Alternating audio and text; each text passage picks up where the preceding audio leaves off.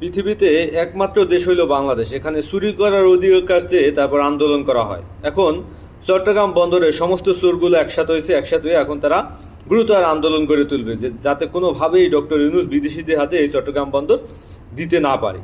এখন আসলে কি চট্টগ্রাম বন্দর ডক্টর ইউনূস বিদেশের কাছে বিক্রি করে দিচ্ছে কিনা, এমনভাবে উপস্থাপন করতেছে অনেক সাংবাদিক, নিউজ মিডিয়া এবং বুদ্ধিজীবীরা।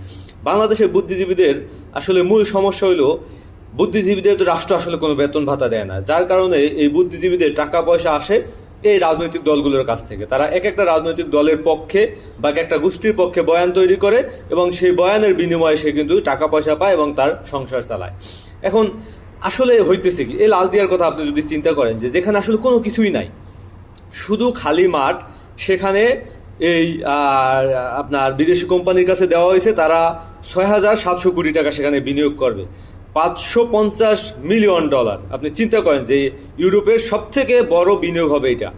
তো চিন্তা করেন যে এরকমের একটা সুযোগ, সেখানে তারা টার্মিনালস নির্মাণ করবে এবং ৩০ বছর যাবৎ তারা ব্যবহার করবে, তারপর এই বন্দরের মালিক কিন্তু বাংলাদেশ হয়ে যাইবে।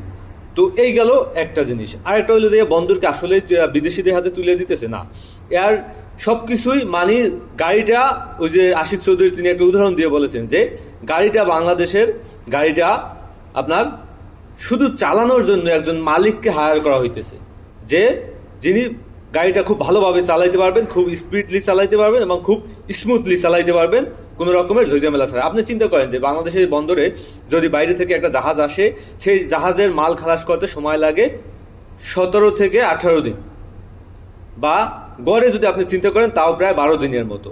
তো এই যে ১২টা দিন যদি আপনি চিন্তা করেন যে বসে থাকে একটা জাহাজ, এই ১২টা দিন কিন্তু ওই মাল নিয়ে থাকার কারণে প্রতিদিন কিন্তু ওই জাহাজকে ভাড়া দিতে হয় প্রায় $২৫০ মতো, সম্ভবত জাহাজের অনুযায়ী, ভাড়া অনুযায়ী বা ছোট বড় অনুযায়ী।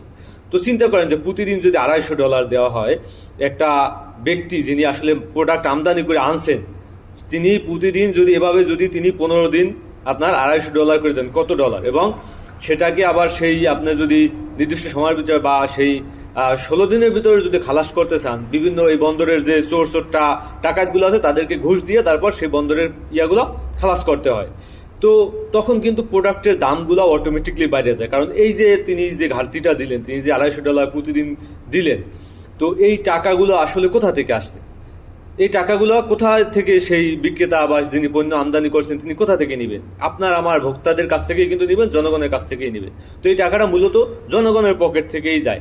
এখন নতুন যে আপনার এপি টার্মিনালস বলেন বা যাদেরকে এই চট্টগ্রাম বন্দর পরিচালনার দায়িত্ব দেওয়া হইতেছে, তারা বলতেছে জাহাজ এসে বসে থাকতে পারবে না, জাহাজ আপনার ৪৮ ঘন্টা, সর্বোচ্চ একটা জাহাজ ৪৮ ঘন্টার ভিতরে এটাকে খালাস করে তারপর পাঠাই দেওয়া হবে। তো চিন্তা করেন যে কতটা উপকার তিনি করতে যাইতেছেন।